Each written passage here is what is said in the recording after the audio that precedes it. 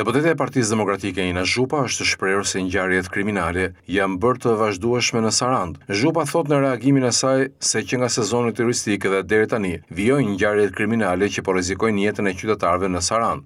Deputetja i bën thirrje Ministrisë së Brendshme që përmes Policisë së Shtetit të rrisë monitorimin për të parandaluar ngjarjet kriminale në këtë qytet.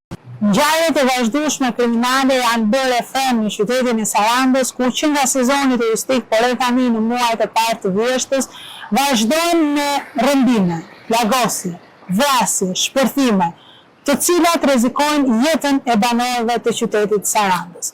Si deputete e Sarandës kam bërë shpesh shqetësimin publik për këtë gjendje, duke i kërkuar Ministrisë së Brendshme dhe mjet strukturave të Policisë së Shtetit të reagojë, të vënin kontroll dhe të monitorojë terrenin në qytetin e Sarandës. Duhet që policia e shtetit të reagojë për të parandaluar ngjarjet, për të qenë ajo paralelse asaj që do të ndodhi në Sarandë dhe jo për të numëruar viktimat mbasi ngjarja ka ndodhur.